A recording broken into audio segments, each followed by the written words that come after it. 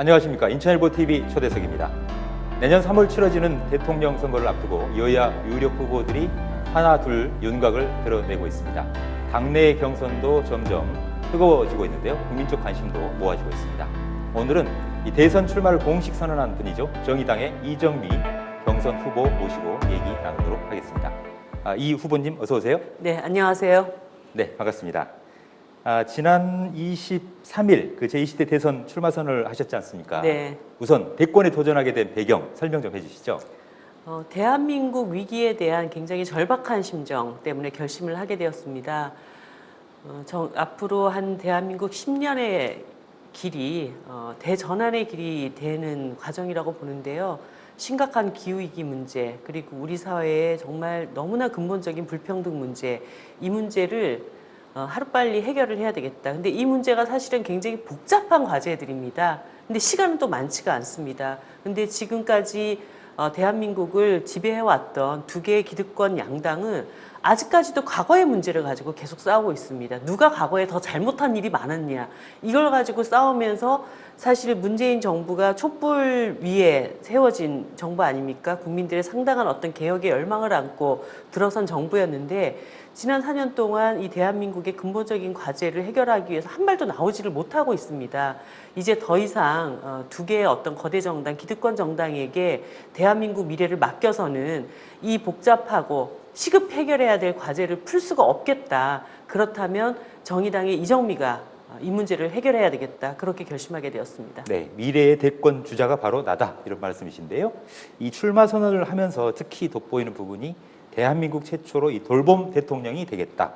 또 페미니스트 대통령이 되겠다 이렇게 밝히셨어요. 네. 그래서 돌봄 혁명 또 심지어는 이 돌봄 사회 부총리도 신설하겠다 이런 공약을 제시를 하셨는데요. 구체적으로 어떤 의미를 담고 있습니까? 전 세계적으로도 마찬가지지만 대한민국도 97년 이후에 신자유주의 광풍이 몰아닥쳤습니다. 인간들 개개인의 삶이 다 시장에 내맡겨지는, 근데 그 시장 자체가 굉장히 뭐라고 해야 되나, 굉장히 잔인하죠. 승자에게만 뭔가 보상이 주어지고 패자들에게는 두 번 다시 기회가 주어지지 않는 이런 사회에서 20몇 년 동안 국민들이 살아왔고, 특히나 우리 청년들에게는 이런 승자 독식의 세계에서 각자 도생해야 되는 이런 삶으로 내던져져 있었다고 생각을 합니다. 근데 원래 인간이라고 하는 것의 정체성은 서로 관계를 맺으면서 서로 돌보고 서로 의존하면서 살아가는 것이거든요. 그런데 지금의 사회는 그런 패자들에게 내 삶이 너무 힘들어도 누구 하나 도와줄 수 있는 사람이 없는 상태, 이런 상태에 놓여 있습니다. 그래서 제가 이제는 사회의 어떤 관계망을 다시 촘촘히 엮고 우리 사회에 어떤 패배자도 없고 부족한 사람도 없이 서로가 서로를 돌볼 수 있는 그런 사회로 나가야 되겠다. 그리고 이것은 사람이 사람을 돌보는 것뿐만 아니라 인간이 오랜 역사 동안 환경에 자연에게 굉장히 많이 빚을 지고 살아왔지 않습니까? 이제 지구 환경도 돌볼 수 있는 그런 사회로 가야 된다. 그래서 사람이 사람을 서로 돕고 돌보고 기후를 돌보는 그런 돌봄 사회로 가자. 이런 제안을 드린 것이고요.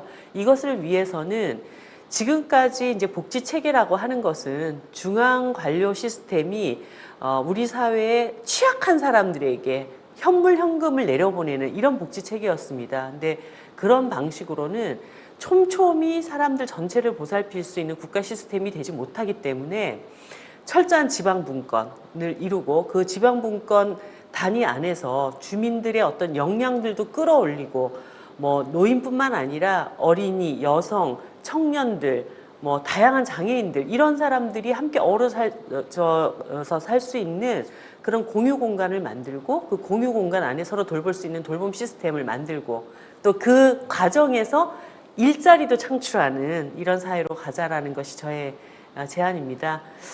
페미니스트 대통령은 그렇습니다. 사실 문재인 대통령께서 제일 먼저 이 선언을 하셨거든요. 네. 대한민국의 페미니스트 대통령이 되겠습니다라고 얘기하셨고, 그래서 이제 내각에서 여성 30% 할당을 하겠다고 약속을 하셨고, 물론 지금 그 약속이 이렇게 실행되지는 못하고 있지만, 저는 그런 어떤 정책적인 측면보다 조금 더 심각한 문제의식을 느꼈던 대목이 있습니다.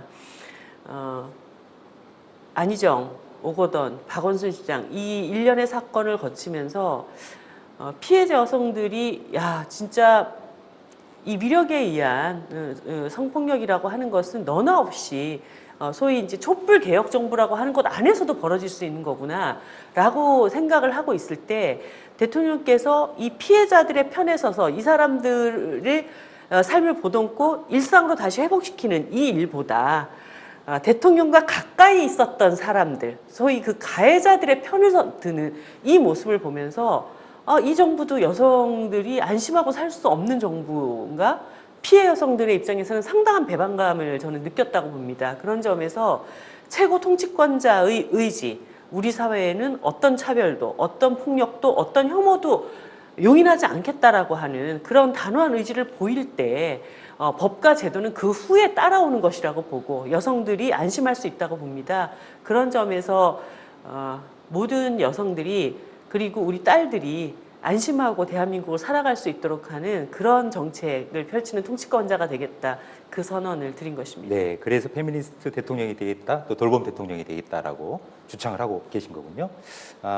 서두에 출마 선언 배경을 설명하시면서 이 문재인 정부, 촛불혁명으로 탄생한 문재인 정부라고 표현하셨어요. 벌써 이제 4년이 흘렀습니다. 네. 이제 내년 딱 1년밖에 남지 않았는데요. 문재인 정부의 지난 4년 어떻게 평가하십니까? 촛불 광장에 함께 나섰죠. 민주당도 정의당도. 그렇게 해서 국정농단 세력을 탄핵을 시켰죠. 그래서 저는 이후에 만들어갈 나라도 그 촛불 광장에 다양한 시민들이 내 삶을 바꿔달라고 하는 요구에 부응하는 그런 정부가 돼야 되고 그런 점에서 저는 문재인 정부가 그 개혁의 동반자라고 생각을 했었습니다. 그런데 결국 집권 후반기로 갈수록 동반자가 아닌 거예요. 한마디로 재벌 편 들어주면서 범죄를 저지른 재벌 총수를 가석방시키는 모습을 보고 이거는 이전 정부랑 뭐가 다르지? 그리고 최근에 결국은 종부세를 깎아주는 것으로 결론이 내려진 부동산 부자들을 대변하는 점에 있어서는 이전 정부랑 하나도 다른 게 없구나. 그런 점을 느꼈습니다. 그리고 최근에 뭐 언론중재법과 같은 것도 그것이 개혁이라고는 얘기를 하지만 모호한 여러 가지 조항들을 삽입을 해서 정권 입맛에 맞게 언론을 통제하려고 하는 그런 수단으로 활용되는 게 아닌가? 진짜 언론 개혁을 하려고 한다면 공영방송 지배구조 개선과 같은 더 시급한 문제를 가지고 논의를 해야 되는데 왜 이 일을 이런 식으로 밀어붙이나? 여러 가지 어떤 이 정부가 급하다고 추진하고 있는 일들을 보면은 결국은 우리 사회의 1% 기득권 그분들을 대변하는 어떤 정부라고 하는 점에서 이전 정부와 별 다를 바를 느끼지 못하는 이런 느낌을 가졌습니다. 그런 점에서 이제는 국민의힘이든 민주당이든 이 기득권 양당에 기대어서는 우리 국민들의 삶을 제대로 지킬 수가 없겠구나. 이제는 정의당이 흔들리지 않고 자기 정체성을 분명히 갖고 대한민국에 열심히 일하는 사람들, 그 사람들이 일한 만큼 제대로 보상받을 수 있는 그런 사회로 나가는데 더 목소리를 높여야 되겠다 이런 판단을 하게 됐습니다. 네, 매우 혹독하고 또 냉정한 평가하신 것 같아요. 그런데 이번엔 우리 정의당으로 한번 시선을 좀 돌려보죠. 지난해 총선에서 정의당이 큰 결실을 좀 맺지 못한 게 사실인 것 같아요. 네. 이 대한민국의 이 대표적 어떤 진보 정당이다라는 이미지가 있는데 사실은 존재감이 많이 하락한 느낌이 없지 않아 있습니다. 그 국회 원내 입지도 그렇고요, 국민 지지율도 그렇고요. 이런 상황이 계속된다면 과연 내년 대통령 선거에서 또 지방 선거에서 좋은 성과를 거둘 수 있을까라는 그런 우려 섞인 시각도 있는 게 사실인 것 같습니다. 왜 이렇게 정의당이 국민적 지지를 꽤 받았었는데 좀 네. 하락했다고 보시는지, 그 원인이 무엇일지, 또 거기에 대한 대책은 뭐라고 보시는지요? 네. 뭐 정의당이 지난 선거의 정당 지지율이 지난 총선 정당 지지율보다는 조금 더 높게는 나왔습니다. 뭐 위성 정당이 만들어지면서 그 성과가 정의당으로 오롯이 오지 못함으로 인해 가지고 6석이 이제 되어버렸는데 저는 정의당이 6석이든 10석이든 그것과 다른 정의당 스스로의 어떤 성찰이 필요하다고 생각을 했습니다. 이명박 박근혜 10년의 정부를 경험을 하면서 이 불의한 정권에 맞서서 민주당하고 함께 공조해서 싸웠죠. 그런데 그것이 어떤 하나의 소위 진보 개혁 진영이라고 하는 울타리 안에 너무 깊숙이 갇혀버렸던 것이 아닌가 이런 생각을 합니다. 제가 정의당의 당 대표 시절을 지낼 때 국민들이 정의당에 대해서 굉장히 많이 박수를 쳐줬던 부분이 있습니다. 그게 뭐냐면 데스노트라는 거였거든요. 아무리 문재인 정부랑 친하다고 해도 저 인사는 절대 안 된다. 저것은 국민들이 용납할 수 없는 그런 결정이다. 라고 하면 정의당이 목소리를 분명히 냈습니다. 그리고 정의당이 반대하는 인사는 통과를 못했습니다. 그러면서 정의당은 자기 어떤 주변 자기의 이익 이런 것을 별로 중요하게 생각한다기보다는 국민의 이익을 앞서서 실천하는 그런 정당이구나 이럴 때 박수를 받았었거든요. 근데 결국 정의당이 결정적으로 좀 흔들리게 됐던 것은 20대 국회 말에 조국 사태를 거치면서 국민들 앞에 이번에 문재인 대통령의 조국 임명은 지금은 철회하는 것이 맞습니다. 이 이야기를 분명히 드리지를 못했던 거 그리고 결과적으로 그게 정의당이 선거제도 개혁이라고 하는 어떤 그 공조 속에서 정의당의 어떤 이익을 위해서 할 말을 안 한 거 아니냐라고 하는 국민들의 냉혹한 평가 이게 저는 굉장히 컸었다고 생각을 합니다. 어떻게 보면은 정의당이 가지고 왔었던 원칙들이 흔들렸다고 봐야 되겠죠. 그래서 제가 이번에 총선 출마를 하면서 이 흔들렸던 과거 진보 개혁 진영이라고 하는 틀 안에서 그 연 안에서 좀 정의당이 국민들의 입장을 더 분명하게 대변하지 못했던 이런 지난 과정들에 대한 철저한 성찰이 필요하구나. 그리고 지금은 정의당이 바라봐야 될 곳은 국민들의 시선이구나. 이것을 결심을 하게 되었고 그 시선을 따갑게 여기면서 국민들을 대변할 수 있는 좋은 정책으로 평가를 받겠다. 이런 결심을 하고 대선에 출마하게 됐습니다. 네, 그래서 결국은 정의당이 다시 이 국민적 지지를 회복하는 길은 결국 이제 국민 속으로 들어가고 국민들의 이해와 욕구를 충분히 파악을 해서 그걸 제대로 대변하는 것이다. 이렇게 이제 생각하신다는 걸로 이해해도 될까요? 네. 네, 좋습니다. 그런데 지금 현재 대통령 선거 정의당 당내 이제 경선도 사실은 치열한 것 같아요. 오늘 이 자리에 나오신 이정미 예비 후보님 이외에도 네. 심상정 의원도 있으시고요. 네. 또 김용기 전 부대표, 또 황순식 경기도당 위원장 이렇게 한 4파전 정도 구도가 되는 것 같은데요. 접전이 굉장히 치러지는 거 있는 것 같아요. 그런데 지금 현재 당내 경선 일정상 보면 10월 12일 결선 투표가 이루어지기 때문에 불과 얼마 남지 않았거든요. 네. 짧은 시간인데 그래도 주변에서는 아무래도 여러 가지 관록이랄지 또 전력을 봤을 때 우리 이정미 예비 후보와 심상정 예비 후보 이 두 분의 양강 구도로 굳어지지 않겠느냐라는 전망이 우세하더라고요. 만약에 그걸 전제로 했을 경우에 이정미 예비 후보께서 심상정 예비 후보에 비해서 내가 상대적으로 이런 부분은 강점이 있다라는 것들을 내세운다라면 어떤 것들이 있을까요? 일단 당 내부로 놓고 보면은 심상정 1인 독주 체제가 너무 오래되어 왔다. 이제는 변화가 필요하다. 그런데 그 변화를 아무에게나 맡길 수는 없다.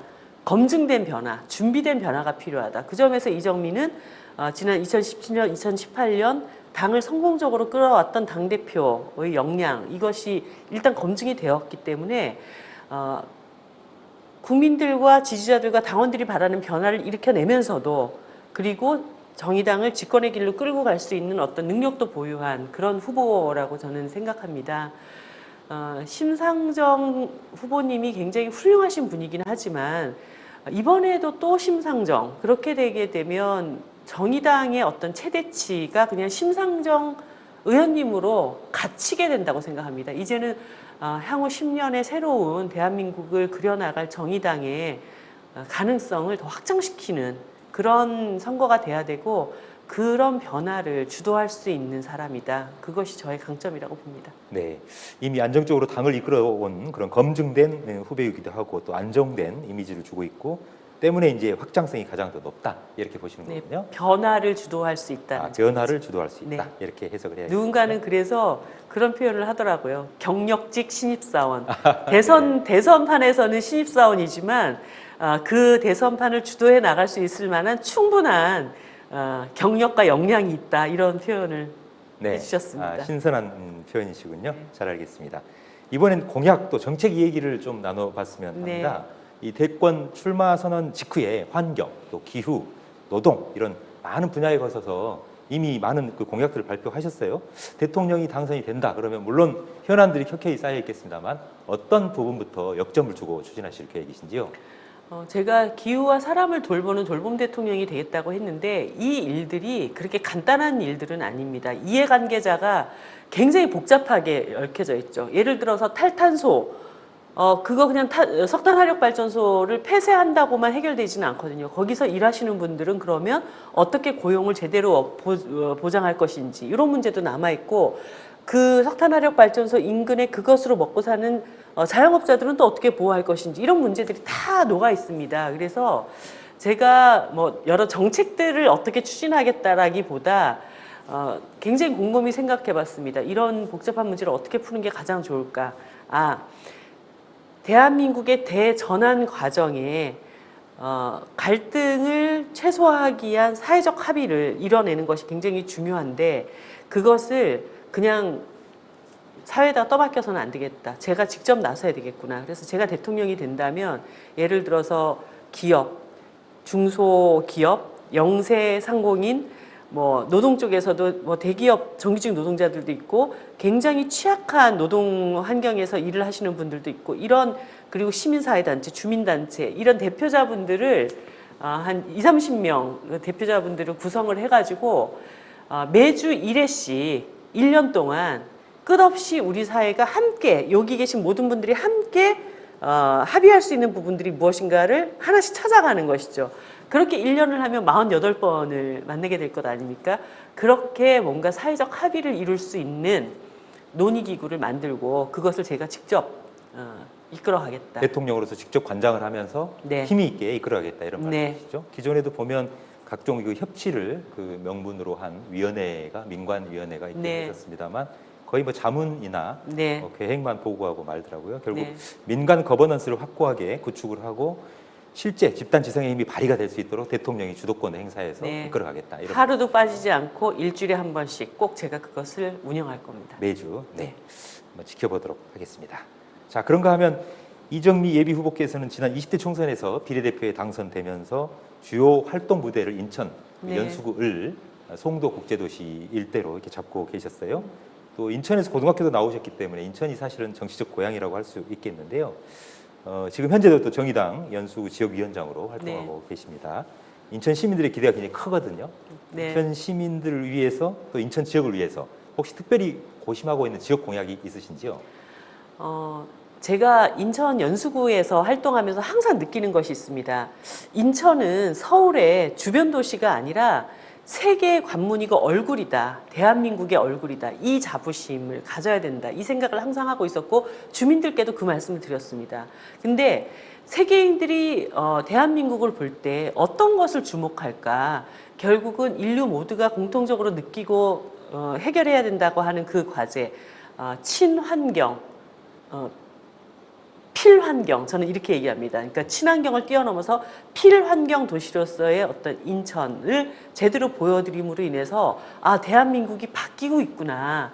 대한민국이 되게 멋지게 인류 사회와 함께 호흡하기 위해서 저런 어떤 선도적인 역할들을 해나가고 있구나. 이것을 보여주는 곳이 인천이라고 봅니다. 그런 점에서 지금 수도권의 미세먼지라든가 이산화탄소 배출량의 상당 부분을 차지하고 있는 영흥 화력발전소, 이것을 2030년까지 1호기에서 4호기까지는 조기 폐쇄를 해서 환경 개선에 나서야 되고, 물론 그 영흥 화력발전소의 노동자분들이라든가 지역 주민분들의 어떤 생계를 제대로 안정화시키는 것을 함께 추진을 해야 되겠죠.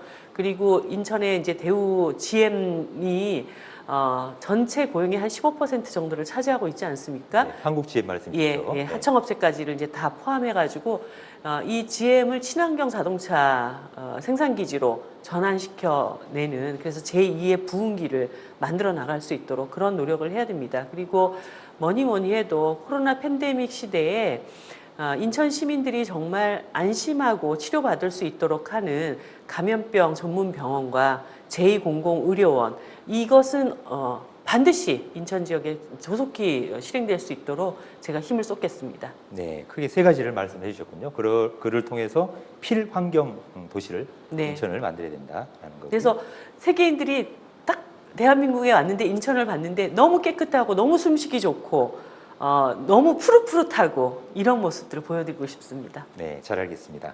인천과 같이 맞닿은 곳이 이제 경기도인데요. 경기도는 네. 아시다시피 대한민국에서 인구도 가장 많고 지역적으로도 굉장히 넓지 않습니까? 네. 그런데 이런 행정구역을 이 경기도라는 단일 광역 체제로 운영하기에는 한계가 있지 않느냐, 이제 분도해야 되지 않느냐, 네. 이런 여론도 끊임없이 돌고 있고요. 또 경기도에 속한 이 수원, 고양, 용인, 또 경남 네. 창원 같은 인구 100만 명 초과하는 이 특례시 같은 경우에는 대폭 자치권을 더 확대 부여해야 되지 않느냐, 이런 이슈들이 좀 부상을 하고 있습니다. 이 두 가지 이슈에 대해서는 어떤 견해를 갖고 계신지요? 제가 공약한 돌봄 대통령 공약은 철저하게 지방 분권에 기초하고 있습니다. 거의 연방 수준의 지방 분권이 이루어져야 된다라고 하는 것이 저의 주장이거든요.